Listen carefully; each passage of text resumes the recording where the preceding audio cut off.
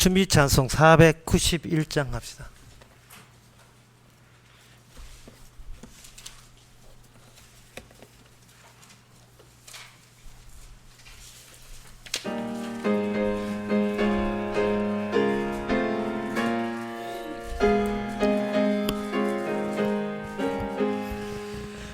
귀하신 친구 내게 계시니 나 주 안에 늘 기쁘다. 그 피가 내 죄 씻었으니 나 주 안에 늘 기쁘다. 나 주 안에 늘 기쁘다. 나 주 안에 늘 기쁘다. 나와 늘 동행하시니 나 주 안에 늘 기쁘다. 주 내 짐 대신 지시었으니 나 주 안에 늘 기쁘다. 그 생명 버려 나를 구했네. 나 주 안에 늘 기쁘다. 나 주 안에 늘 기쁘다. 나 주 안에 늘 기쁘다. 주 나와 늘 동행하시니 나 주 안에 늘 기쁘다. 주 온총 매일 내게 더하네. 나 주 안에 늘 기쁘다.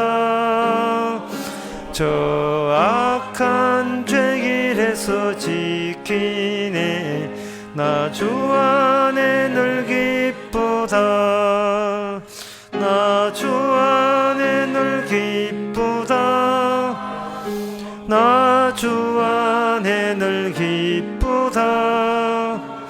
주 나와 늘 동행하시니 나 주 안에 늘 기쁘다. 3절 다 일어나서 합시다. 주 매일 내게 더하네. 주 안에 늘 기쁘다. 그 악한 죄길에서 지키네. 나 주 안에 늘 기쁘다. 나 주 안에 늘 기쁘다. 나 주 안에 늘 기쁘다. 주 나와 늘 동행하시니 나 주 안에 늘 기쁘다. 다 같이 묵도함으로 나대비를 함께 드리겠습니다.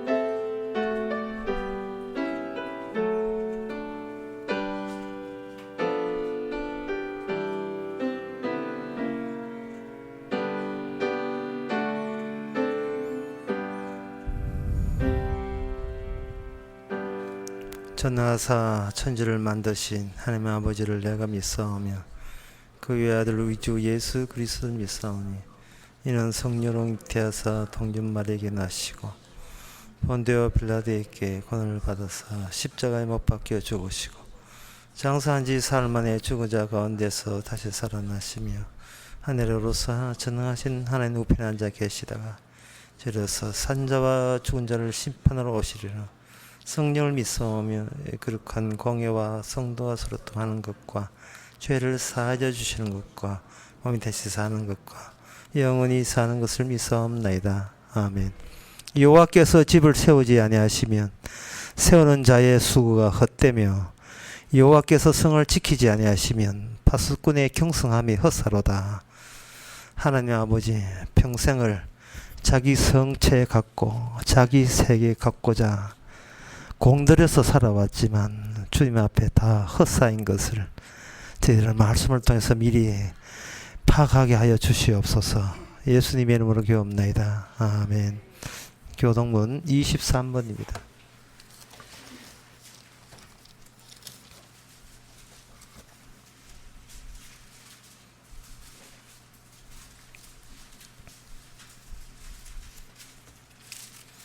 새 노래로 여호와께 찬송하라. 대적 귀한 일을 행하사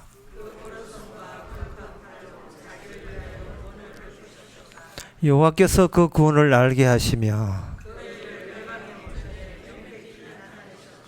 제가 이스라엘 집에 향하신 인자와 성실을 기억하셨으므로 온 땅이여 여호와께 절고히 소리할지어다. 수금으로 여호와를 찬양하라. 나팔과 호각으로 왕 여호와 앞에 절거히 소리할지어다.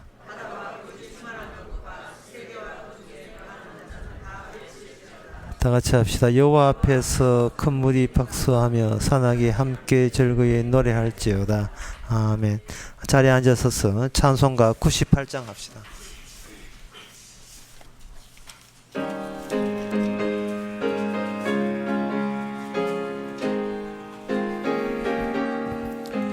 주 예수 내가 알기 전 날 먼저 사랑했네.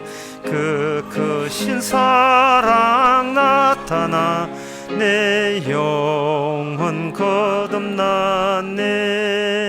주 내 맘에 늘 계시고 나 주의 안에 있어 저 포도비유 같으니 참 좋은 나의 친구. 내 친구 대신 예수님 날 구원하시려고 그 귀한 몸을 버리사 내 죄를 되속했네.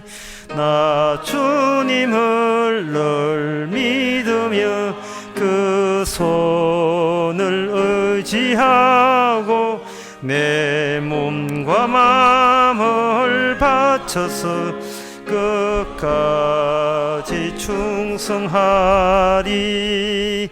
내 진실하신 친구여 큰 은혜 내려주사 날 항상 보호하시고 내 방패 되옵소서.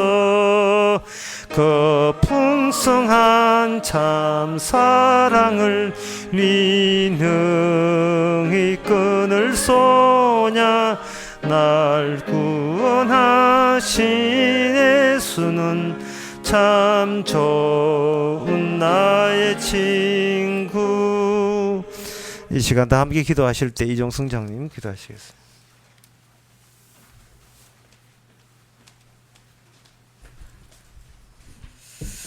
하나님 아버지, 평생 나그네와 나그네 삶과 방황의 길로 인도하시는 그 아브라함의 생활을 다시 한번 기억하기를 원합니다. 장차 우리가 가야 할 그 길이 바로 성도의 길임을 이 아브라함을 통하여 미리 보여 알게 하시고 주께서 이미 가신 그 길 속에 우리를 이끌어 넣으심으로 인해 주가 주 되심을 우리가 다시 한번 발견되어지기를 원합니다. 그래서 나그네 삶과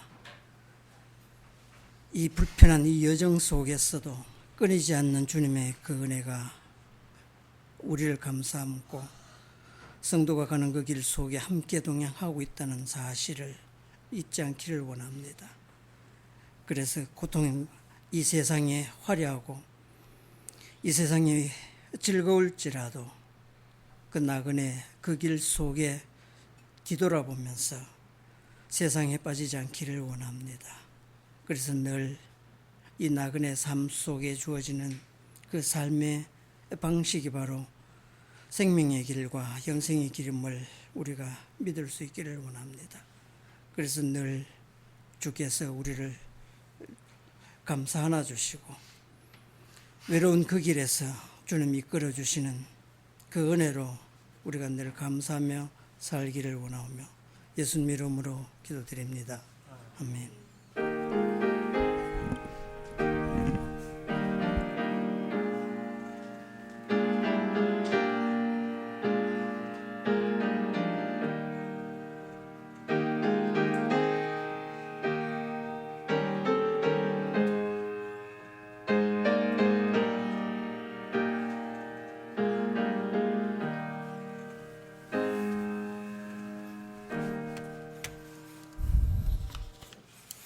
네, 이 시간 광고 있습니까? 네, 내일 우리 교회에서 10시 반에 우리 교회 모임이 있습니다. 다른 광고 없으면 찬송가 543장 합시다.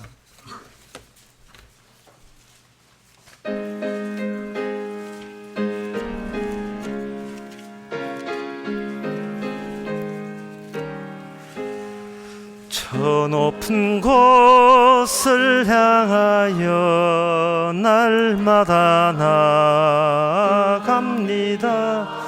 내 뜻과 정성 모두 날마다 기도합니다.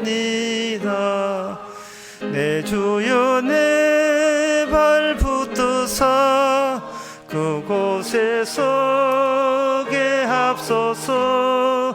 그곳은 빛과 사랑이 언제나 넘치옵니다. 괴로움과 죄가 있는 곳 나 비록 여기 살아도 빛나고 높은 저곳을 날마다 바라봅니다. 내 주여 내 발 붙드사 그곳에 서게 하소서.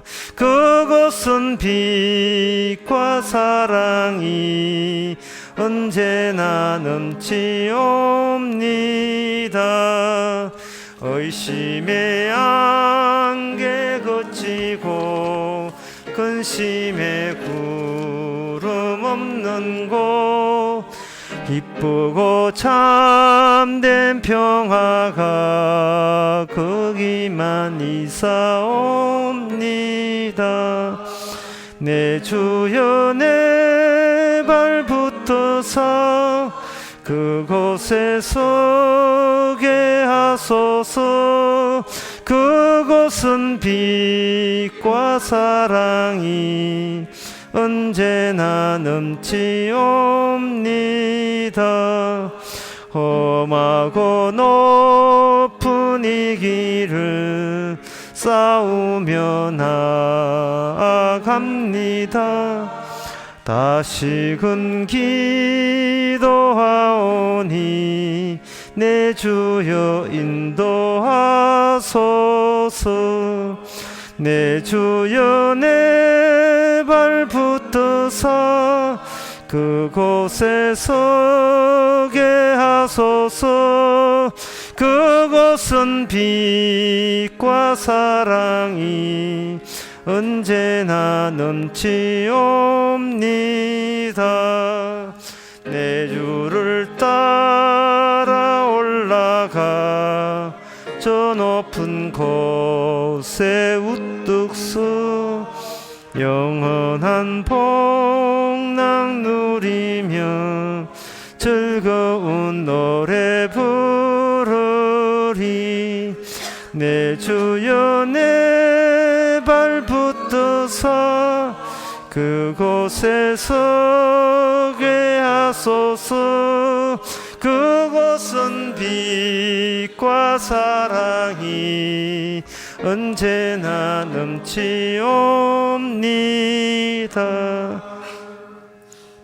하나님의 말씀은 고린도후서 7장 12절에서 16절까지입니다.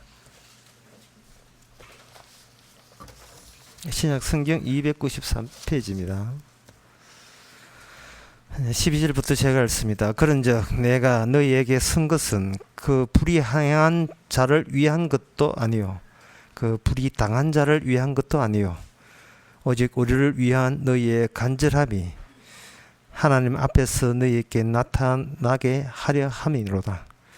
이로 인하여 우리가 위로를 받았고 우리의 받은 위로 위에 디도의 기쁨으로 우리가 더욱 많이 기뻐함은 그의 마음이 너희 무리를 인하여 안심함을 얻었음이니라.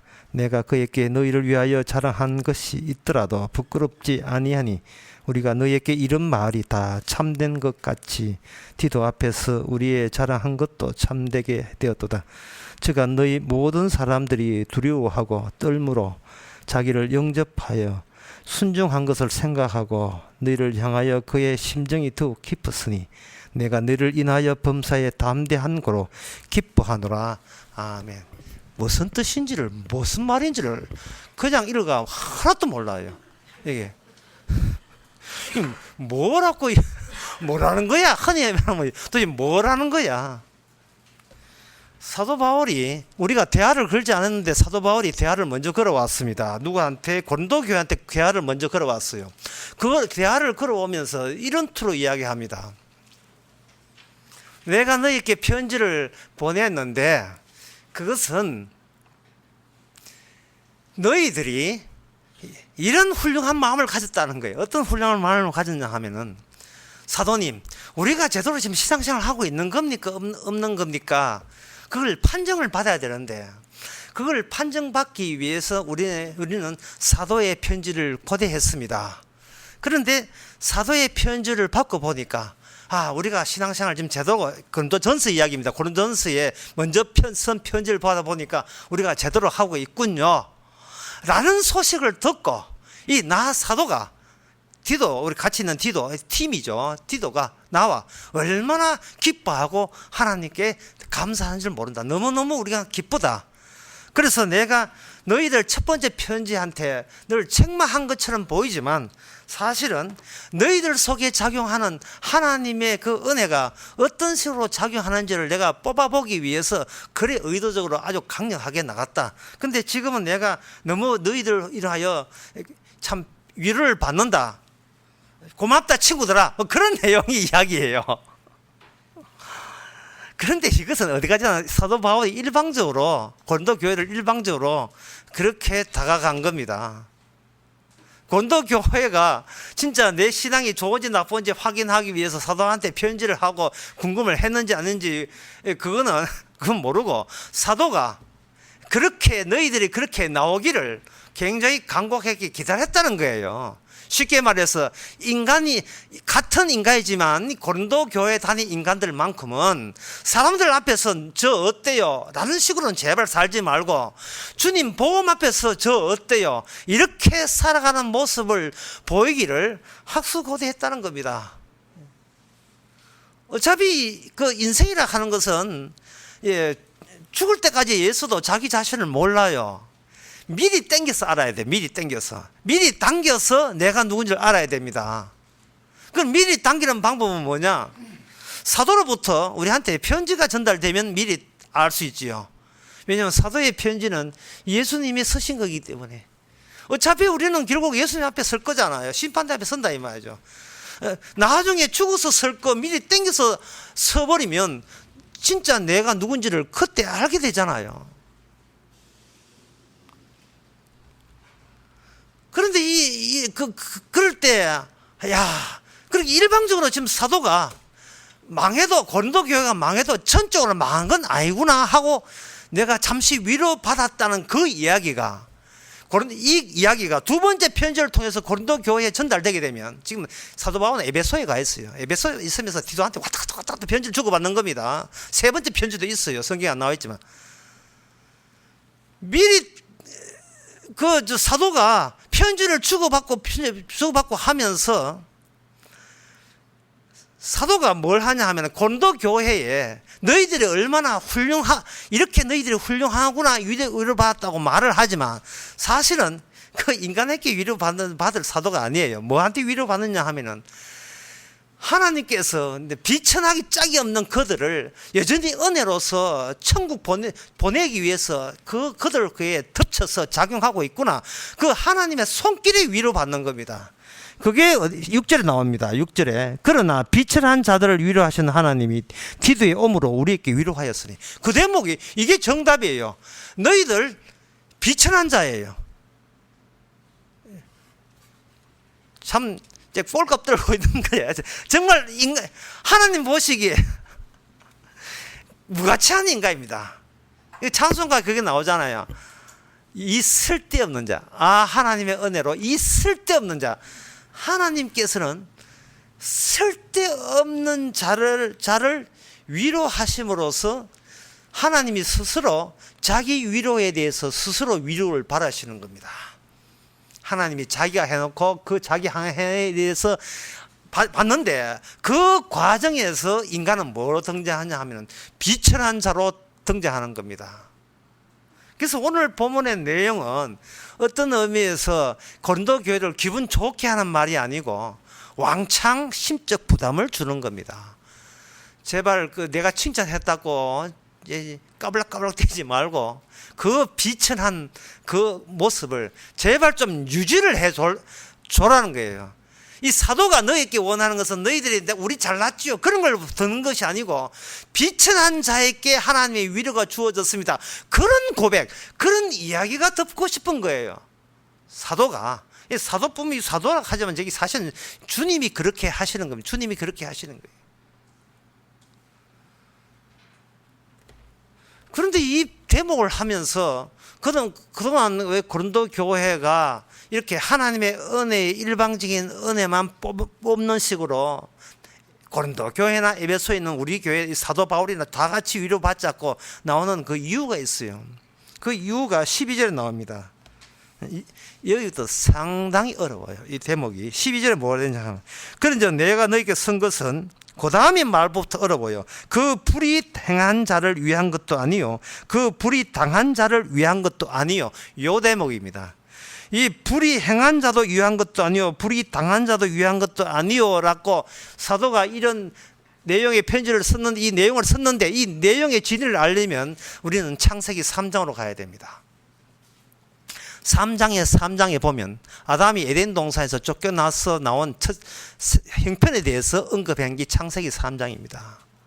창세기 3장에 나온 아담이 이 땅에 살면서 한마디로 해서 사는 게 불편했습니다. 사는 게 불편했죠. 자, 제가 여러분 답변할 필요 없지만 여러분한테 문제를 알겠어요.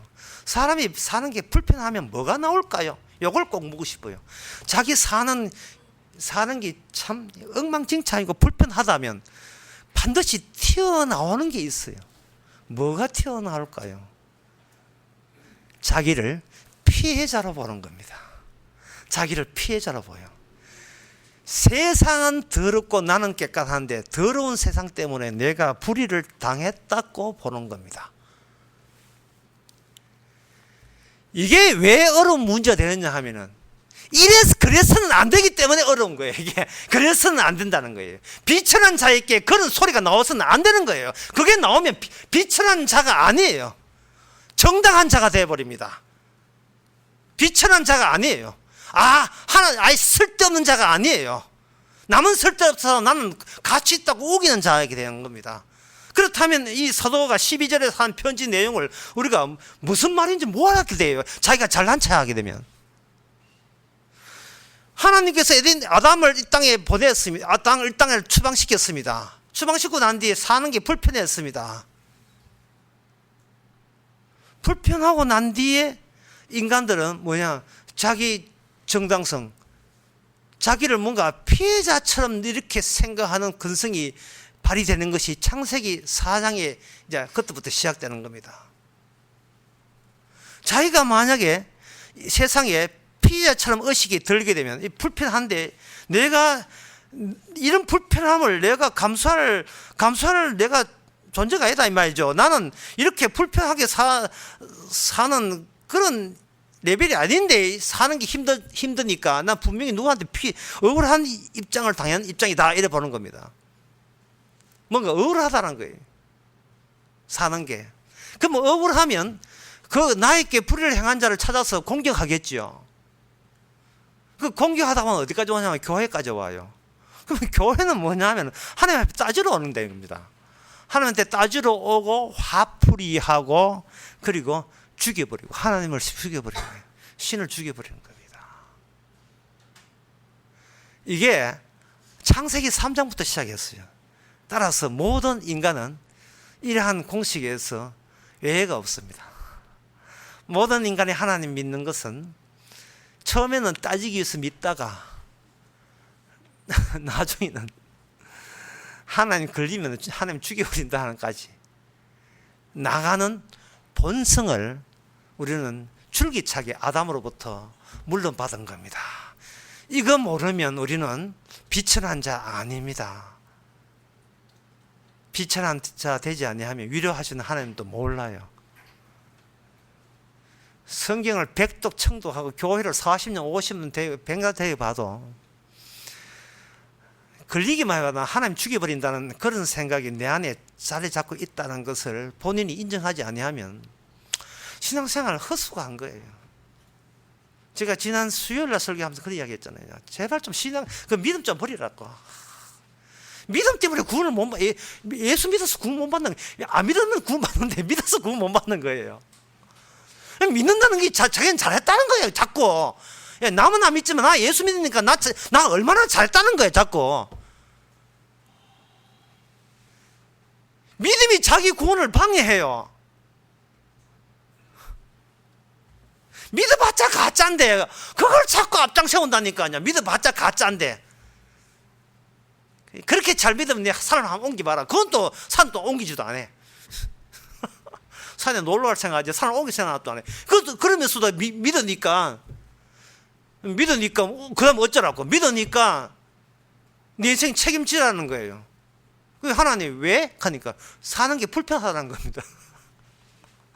왜 니는 불편하면 안 되는데? 그건 또 몰라요. 창세기 3장을 안 돌아갔으니까. 아담이 선악과 따먹지 나는 선악과 구경도 못했어요. 내가 가소내가 사과나무는 봤지만 선악과 본 적이 없다는 거예요. 쫙뚝 잡아 떼요. 아담의 자식으로 태어나면서도 아담의 그 본성 그 마음을 고스란히 인수인계 받아놓고도 인수인계 받은 적이 없다는 겁니다.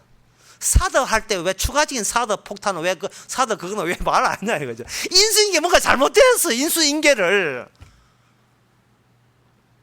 아담이 남인 줄 알고 있어요. 아담은 따로 있고 나는 하늘에서 뚝 떨어진 줄 알고 있다니까요.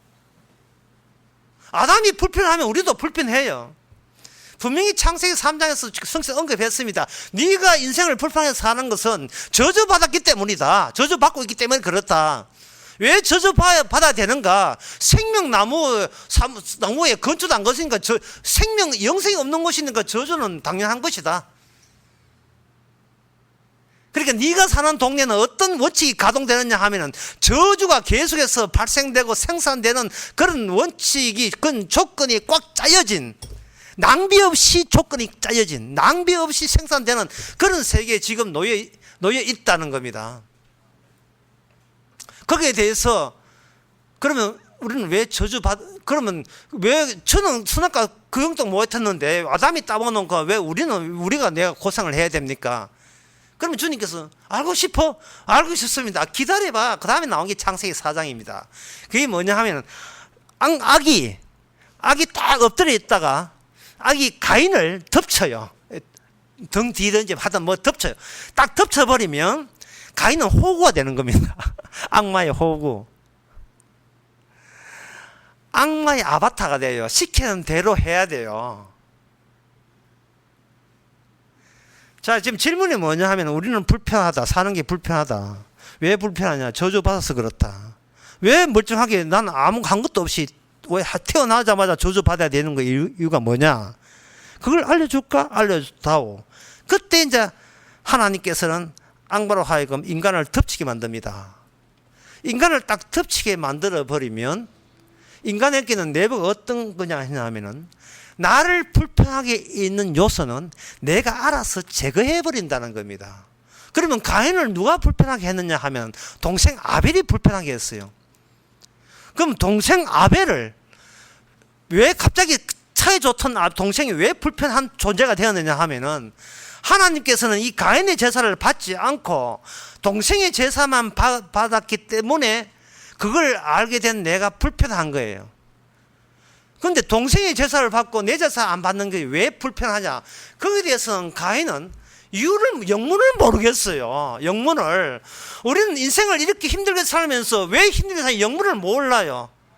영문을 모른다는 것은 인간이 혼자서는 혼자의 문제를 해결할 수도 없고 정답이 나오지 않는다는 겁니다. 혼자서는. 불교에 보면 무수의 뿔로 혼자 가라 하는 말이 있거든요. 법화계인가 나와요. 무수의 뿔로. 들이박아라 이 말이에요. 이거는 정답이 없어가지고 지금 온 사방천지를 발화하고 있는 겁니다. 발화하고 있는 거예요. 개에다가 물 뿌려보세요. 개가 가만히 있는가? 개가 물 뿌리면 그 물 틀어내다가 틀어버리면 주위에 있는 사람들 전부 다 물벼락 맞죠. 인간도 똑 마찬가지예요. 자기한테 불편하니까 불편한 요소를 발산하게 됩니다. 발산할 때 뭐가 나오냐 하면 악마가 뒤집어 씌운 그것이 발산하게 되어 있어요.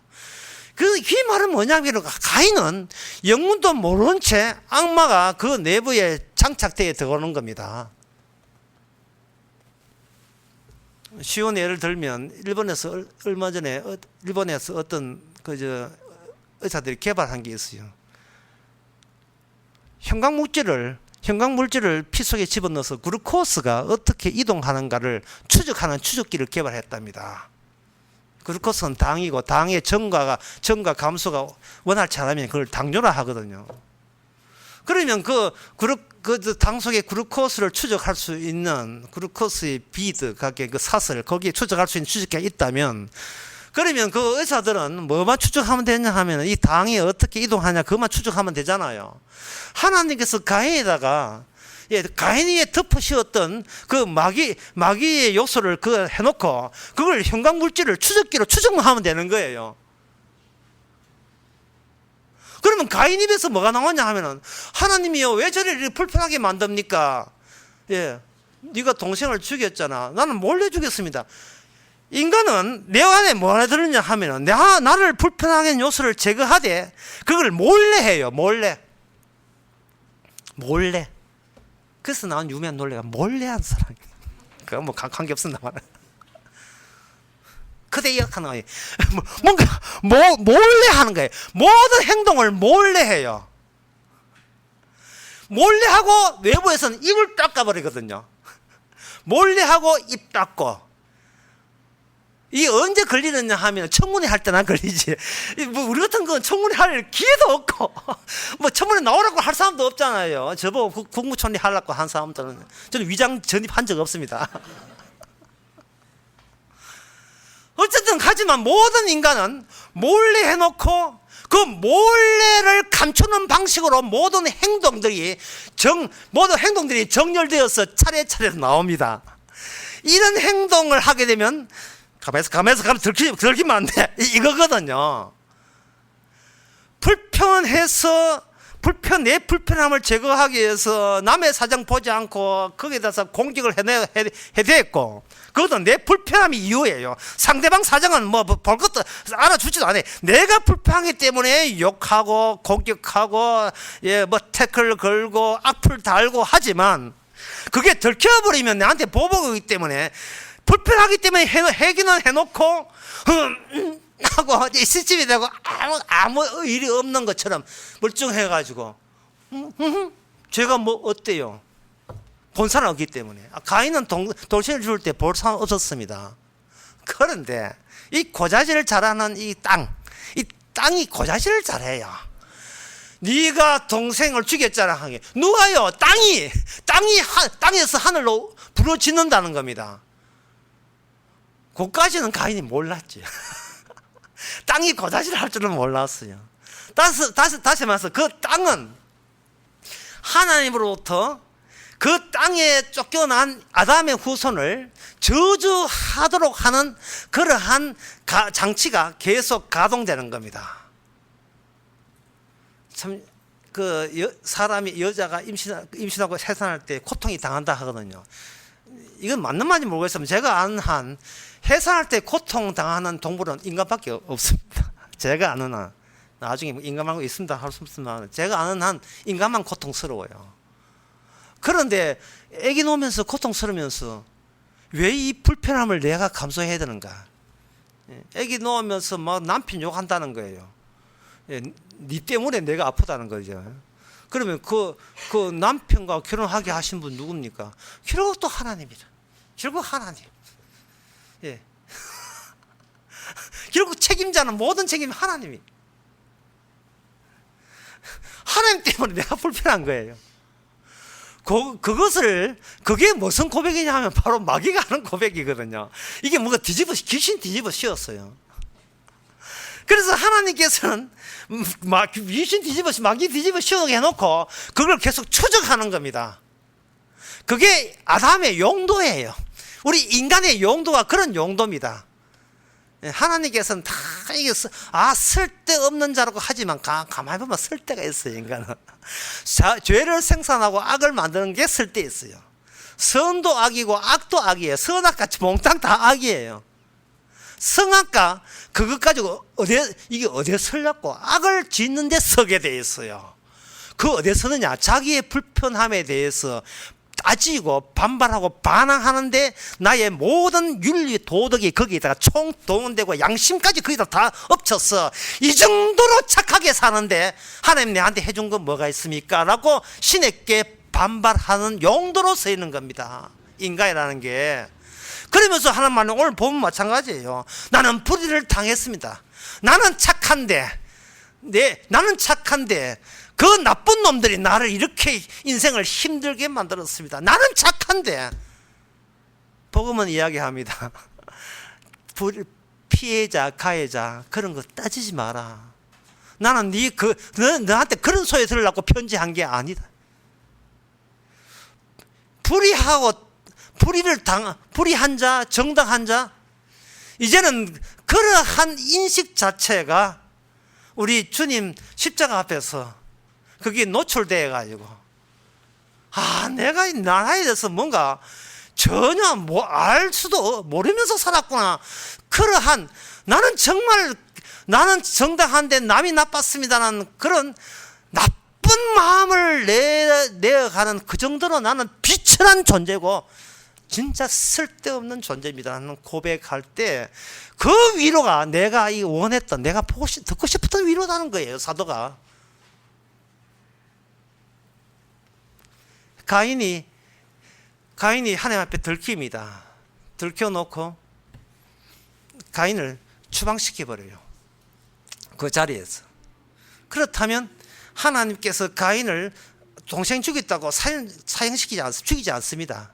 계속 살려놓아요. 왜? 가인이 이뻐서가 아니라 가인 내부에 장악하고 있는 악마의 속성을 확산시키기 위해서, 그걸 확대시키기 위해서, 그 새끼 번식시키기 위해서 온 천지에 두 번째 가인, 세 번째 가인을 온 천지에 깔아놓는 거예요. 새끼 깔듯이 깔아버려요. 어느 누구도 가인의 속성에서 벗어나는 사람 아무도 없다. 그래서 분명히 보여주는 겁니다. 가인 천지예요. 아벨은 죽었어요. 아벨 자식 없습니다. 아벨 죽었는데 무슨 자식을 낳아요? 없어요. 가인 천지입니다. 그래서 가인의 세계는 창세기 3장의 아담의 세계에서 한 발자국도 벗어나지 않았습니다.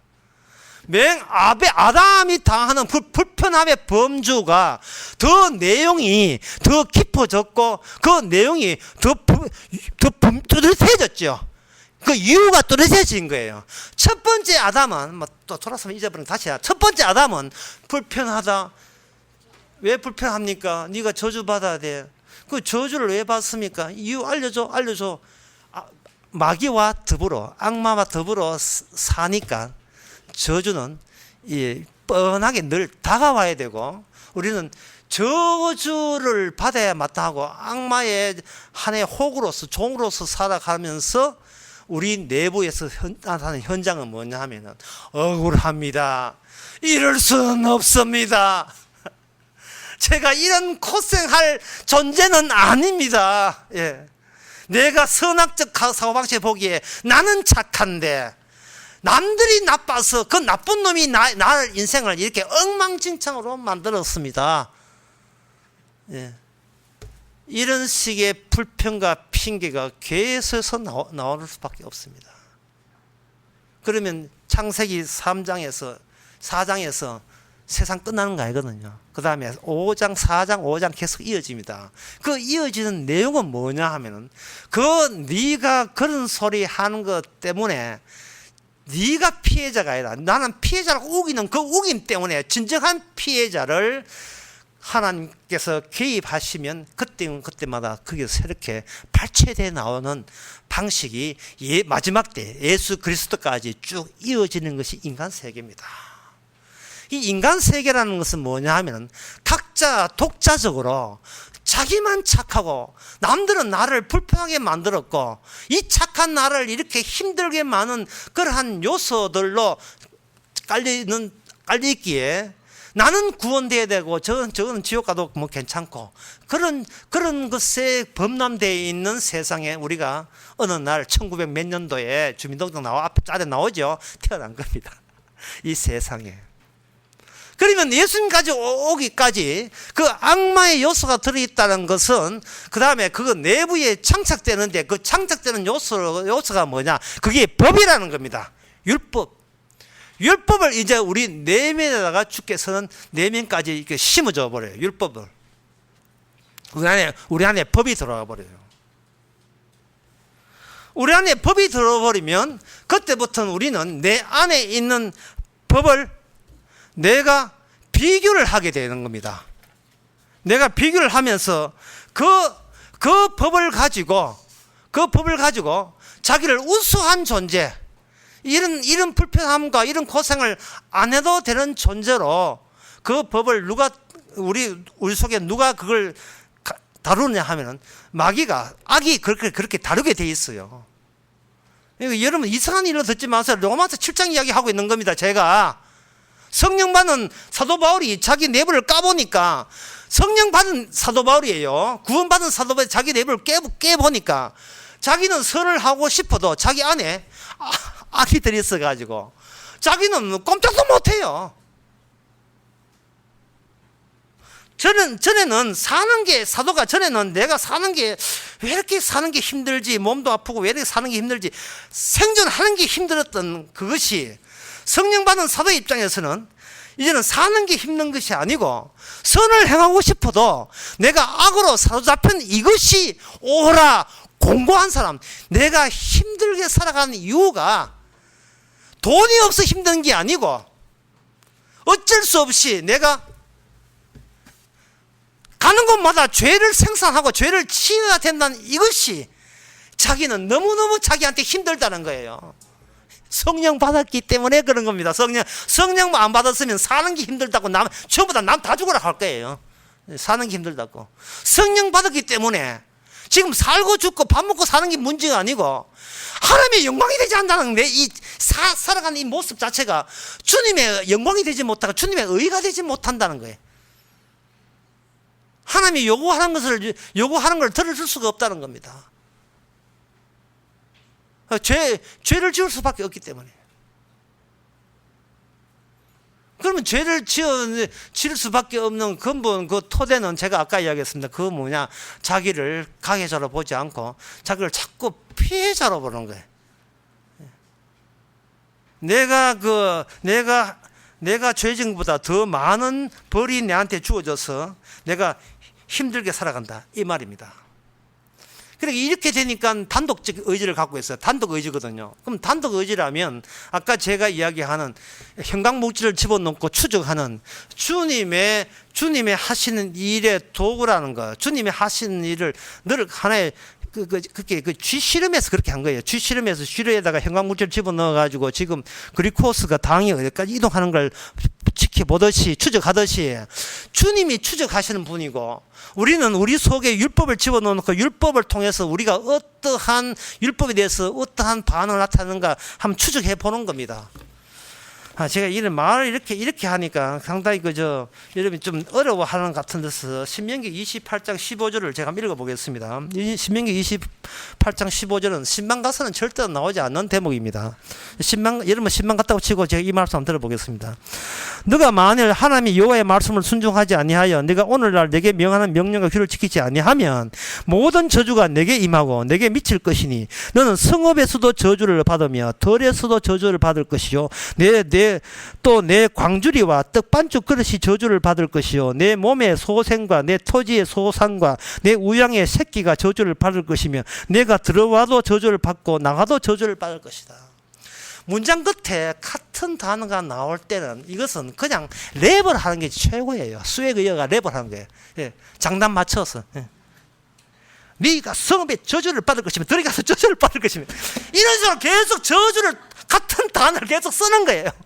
어디 가도 저주를 받을 것이며 왜? 추적기가 추적기가 그렇게 이야기하는 거예요. 뭘 보고? 우리의 몸을 보고 우리의 몸에다가 율법 집어넣고 그 법이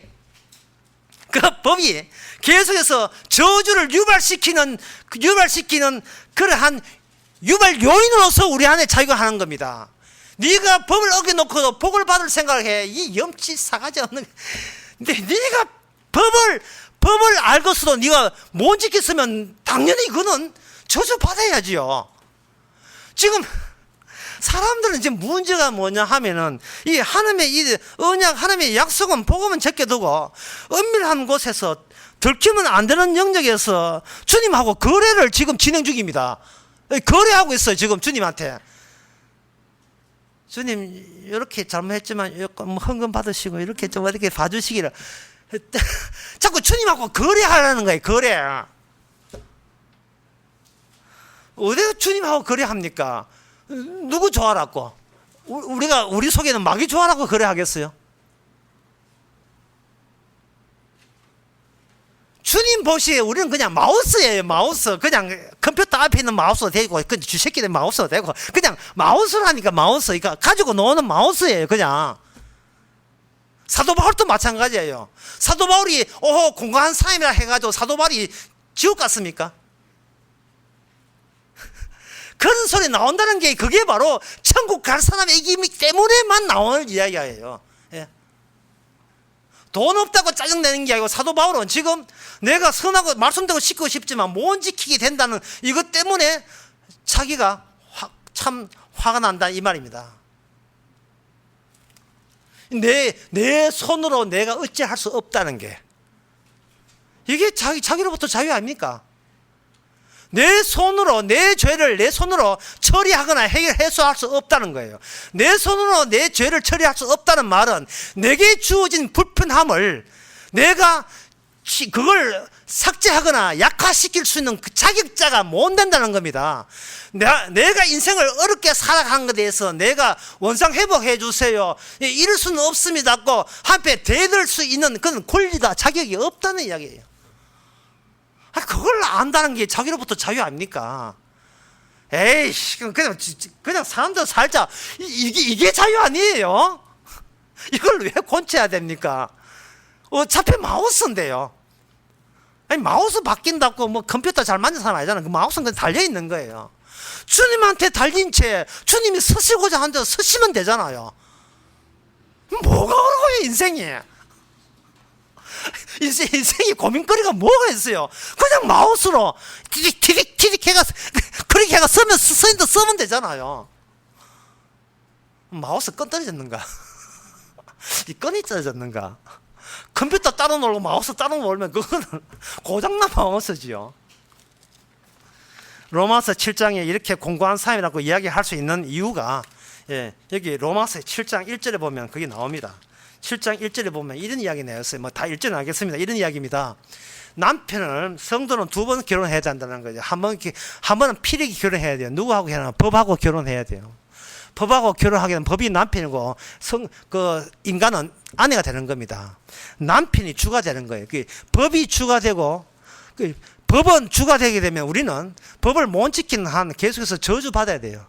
다섯서 몽둥이 들고 있는 남편한테 매일같이 얻어맞아야 되고 폭력을 당해야 된다 이 말입니다.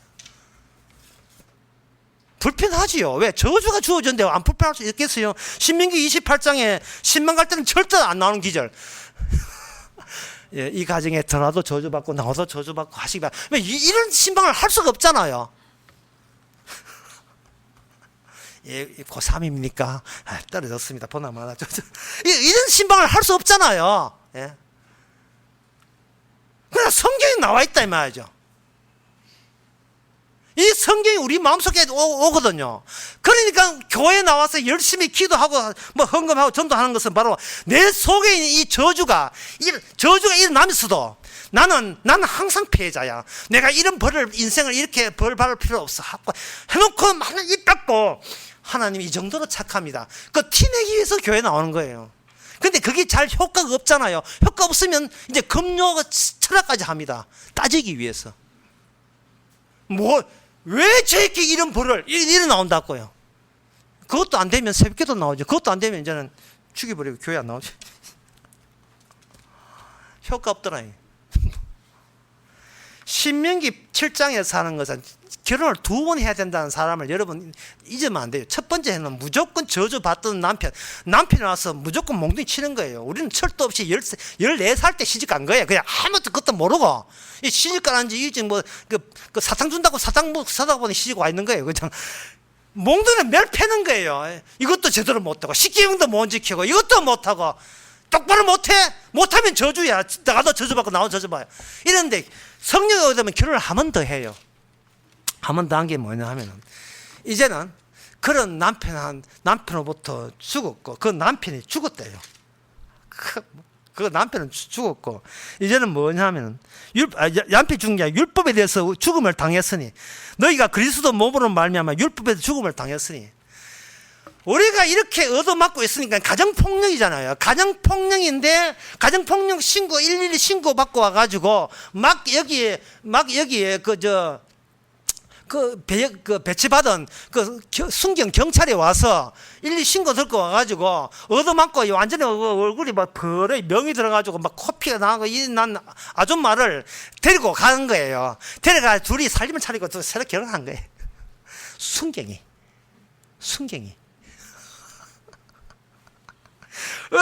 얻어맞아 엉망진창. 예. 근데 전 남편이 때려도 우리가 말을 못한 이유가 맞을 짓을 해서 맞는 거예요. 맞을 짓을 해도 맞는데 그 법대로 살면 이 본성 자체가 그 남편 법을 지킬 수가 없어요. 얻어맞는데 새로운 그 지역에 지구대에 온 순경이 아줌마 이제 죽겠다 싶어가지고 빼내가지고 둘이 나와가지고 그 앞집에서 둘이 살림을 차렸네. 비유 멋지지요?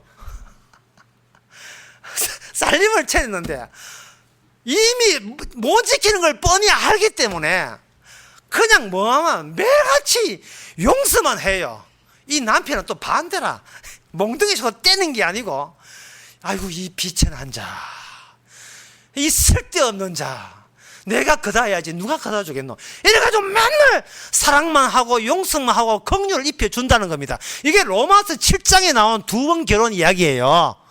그리고 난 뒤에 로마서 7장에 왜 그래야 되는지, 왜 독자적으로 이제는 내가 예수 믿고 내가 내 혼자 바르게 살겠습니다 말이 왜 그걸 입을 다물 이야기고 그런 소리를 해서는 안 되느냐 하면은 그게 바로 로마 7장에 보면 나는 공고한 사람이다. 네. 남편이 나쁜 게 아니에요. 남편은 선해요. 율법은 선한데 얻어맞아야 될 이유가 내 속에 마귀가 나로 하여금 맨날 나 정당성 자기의 이거 우긴다고 해서 그렇게 얻어맞은 거예요. 그런데 문제는요, 이 분명히 로마 7이 나오잖아요. 나오는데 이제 문제가 사단 나는 게 그 다음부터 사단 나요. 이미 순경하고 결혼했잖아요. 순경하고 아줌마하고 나이 차도 벌써 연상의 여자를 얼마나 좋습니까? 하여튼 그런 참 복도 있어야 했던 복인데 이 결혼했으면 이제는 남편한테 감사해야 될 건데 이제 좀 지가 좀 안 맞으니까 어떻겠어? 안 맞으니까 또 성질나. 안 맞으니까 지가 착해서 안 맞는 줄 알고 앞집에 사는 남편하고 따진다. 야, 니 나와. 니 그때 왜 때렸어? 여러분 따지지 마세요. 이미 구원받았으면 십자가를 바라봐야 될 건데 이제 구원받았다고 나 이제 말씀 지킨다? 나 이제는 하나님의 십계명 다 지킬 줄 알고 사도 바울의 권면 같은 거 나 잘 지킨다 이래가지고 그 자랑질을 하려고 또 나가요. 이제는 누가 때리냐? 이게 순경이 때리지. 이게 미쳤나? 왜 죽은 남편을 왜 찾아갑니까? 이미 이 남편이 있는데 왜 자꾸 사적으로 개인적으로 하나님 말씀 보면서 구원받은 자기 자신을 왜 정당화시키냐 이 말입니다. 제 말은 주님께서 불쌍해서 구해줬는데 구해받아 놓고 이젠 지가 잘나서 예수 잘 믿고 잘나서 복받고 잘나서 선당한 줄 알고 왜 그렇게 자기 주제 파악도 못하고 그런 행사하냐 말이죠. 이 말은 간단히 이 말입니다. 예수님 저 예수 믿잖아요. 그런데 예수 믿기 전하고 왜 같이 생활이 불편합니까? 이거 따지는 거가 똑같아요. 그거 따지는 거가 똑같습니다. 절에 갔다가 힘들었는데 이제 예수 믿으니까 이제 형편 나아야 되는데 왜 낫지 않습니까? 따지는 거가 똑같습니다. 자신이 마우스예요. 자기는 남편이 아니고 아내 입장이에요. 나의 주인이 누구냐에 따라서 내 운명이 이미 확정되어 버린 겁니다. 이 법이 우리 속에 그렇다면 그럴 경우에 사실은 우리의 모든 모습들이 죽을 때까지 그런데 자기를 피해자로 보는데 거기에 대한 인간의 대처가 본성적으로 나타납니다. 죄악된 본성이 출애굽기에 나옵니다. 출애굽기에 보면 출애굽기 2장에 보면 이런 말씀이 있어요. 바로가 이 말을 듣고 이제 이 말을 듣고 모세를 죽이고자 하여 찾는지라 모세가 바로의 낯을 피하여 미디안 땅으로 머물러 하루는 우물 끝에 앉아 때에 대했어요. 이 말은 뭐냐? 모세가 하나님께 부름을 받기 전에 자기 딸아 바르게 한다고 바르게 했는데 그게 들켰어요. 애굽 사람을 죽이는 게 들켰거든요. 몰래 죽였어요. 아까 몰래 한다는 이야기했죠. 몰래 죽였다 이 말이죠. 자기는 착한 일, 독립투사니까 안중근 의사니까 몰래 죽였어요. 그런데 바깥에 들통 나왔습니다. 대처가 뭐냐? 피하는 거예요. 피하기. 참 비겁한 거예요. 피하기. 우리가 바로 그 피하기를 오늘 보면 고린도 교회도 피하기 했어요. 그런데 고린도 교회가 요구하지도 않는데 사도 바울이 그들에게 편지를 줬습니다. 야, 너희들 비천한 자가 위로받는 거 그 위로만 너희만 받으려면 같이 위로받자 이런 식으로 편지를 받았어요. 이 말은 뭐냐면 숨지 말라는 거예요. 사도 바울의 말씀 앞에 이 복음 앞에 나오라는 겁니다. 전에는 너희들이 법 앞에 나와서 잘난 체하고 나는 피해 억울합니다 이랬지. 이제는 복음 앞에 나오게 되면 아 내가 이 정도로 비천하고 쓸데없는 자고날 그걸 날마다 확인해야 돼요. 그런데 보면 복음 전하게 되면요 복음만 달랑 챙기고 복음 앞에 나서지를 않아요. 피해버려요. 인간이 더러워서 내가 같은 저거는 수준하고 못 놀겠네 하고 자꾸 숨어 들어가 버리는데 그거는 모세가 독자적으로 지 잘났다 하는 것밖에 안 돼요. 우리는 잘났다 하는 그것은 옛날에 마귀 아바타 될 때 했던 그 행동과 똑같은 겁니다. 그냥 숨어버리고 안 들키면 그 만사 지 잘남이 유지되는 줄 알고 있는데 우리는 이 쓸데없는 이걸 자랑하고자 세상에 끄떡없이 누구 앞에서도 떳떳하게 쓸데없는 자로 떳떳하게 나서야 돼요. 당당하게 쓸데없는 자로 비천한 자로. 고린도 교회는 이게 안 돼가지고 숨어버립니다. 숨어버리니까 요구하지 않은 대화를 사도 쪽에서 편지를 보내가지고 대화를 요청했어요. 나 그쪽에서 뭘 하기 전에 내가 너희들 보니까 너무너무나 훌륭하다. 너희들이 참 위로받으니까 나도 좋다. 일방적으로 그렇게 이야기해버립니다. 사실은 이 효과가 얼마 가지도 않아요. 지금 미쳤나? 우리가 요구하지도 않는데 왜 하지만 사도 바울은 그들에게 어떤 기대를 한 게 아니고 내가 전한 고린도전서 편지를 통해서 많은 사람들이 복음 앞에 자기를 내세운 사람들이 있다는 소식 듣고 기도를 통해서 듣고 감사하는 겁니다. 어차피 고린도 교회나 우리 교회나 마우스예요. 주께서 주시는 형광물질 집어넣은 겁니다. 전에는 법이 들어갔지만 지금은 주님의 은혜가, 주님의 십자가가 우리 안에 삽입되어 있어요. 주님은 십자가만 드러내는 쪽으로 우리를 추적기를 가지고 가동시킵니다. 십자가 앞에 나오라 이 말이죠. 나오게 되면 하나님이 제 인생이 왜 이렇게 불편하게 살아갑니까? 왜 힘들게 살아갑니까? 그런 소리는 안 할 거다 이 말이죠. 그러면 마지막으로 그럼 무슨 우리는 어떻게 살아야 됩니까? 로마서 3장 21절에 나옵니다. 이제는 율법 외에 하나님의 의가 나타났으니. 율법 외에. 자, 정리해 봅시다. 모든 말씀이 들어오게 되면 우리 안에는 아담적 요소가 있어가지고 모든 말씀을 들으면 이게 법으로 바뀌어서 우리 안에 들어온다. 그러면 그 다음 차례 나는 이 법을 지킴으로써 내가 이 존재하고 뭔가 요구하는 것이 정당화된다. 이런 요소가 우리한테 죽을 때까지 계속 일어나요. 그런데 율법에 한 의가 와버리면 나중에 살 때가 죽을 때까지 충성하다가 주의 앞에 심판대에 안 서는 게 아니고 그 율법 외 앞에 먼저 죽기 전에 먼저 앞에 서버리면 뭘 해도 우리가 비천한 자요, 뭘 해도 쓸데없는 자구나 하는 것을 미리 땡겨서 알아버리면 그 다음부터 이 법을 지켜서 정당하게 되는 것이 아니고 율법 외에 한 의, 주님의 십자가의 그 용서로 우리가 하나님의 다루어지는 하나님의 사람으로 이미 구원받은 사람으로 산다는 것, 의인으로 산다는 것을 우리가 깨닫게 됩니다. 따라서 그저 신앙생활을 하는 것은 정리하게 되면 법 앞에 자기를 세우지 마시고 법은 뭐 쓸없어. 우리 양심이 있기 때문에 항상 법을 의식하는데 의식할 때 십자가 앞에 나와 하는 그런 호소로 그런 신호로 아시고 법을 가지고 비천한 자로 나서게 되면 모든 것이 행복해요. 사람이 왜 불행한 줄 알아요? 죄를 모르기 때문에 불행한 겁니다. 고집이 세서 불행한 거예요. 그러나 죄를 알게 되면 모든 어떤 경우라도 우리는 감사가 되고 그것이 행복으로 주어지는 겁니다. 기도하겠습니다. 하나님의 아버지, 창세기부터 물려받은 우리의 속성 어디에 가겠습니까? 그 가인의 속성 여전히 우리 안에 있음을 다시 한번 감사합니다. 가인의 속성 앞에 진정한 피해자는 우리가 아니고 예수님이 피해자인 것을 깨닫게 하신 그것이 주님을 구원하신 목적인 것을 이제는 알게 하옵소서. 예수님의 이름으로 기도합니다. 아멘. 찬송가 405장 다 일어나서 합시다.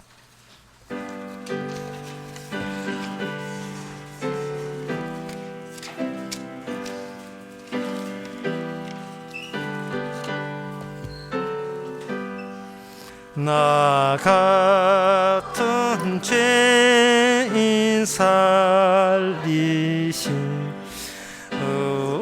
은혜 놀라와 잃었던 생명 찾았고 광명을 얻었네. 큰 죄악에서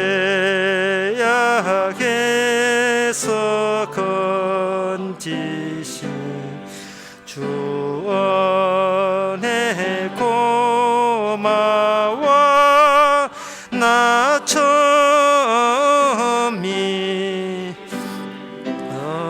시간 귀하고 귀하다.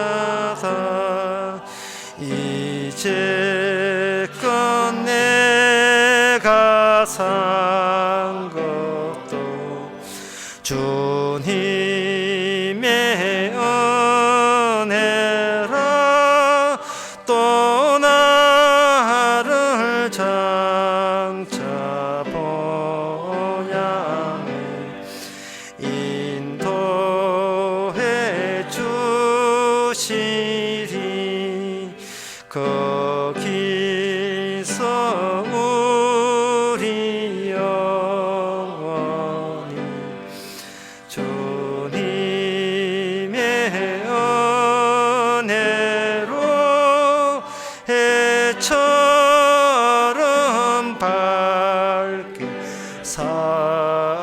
살면서 주 찬양하리라.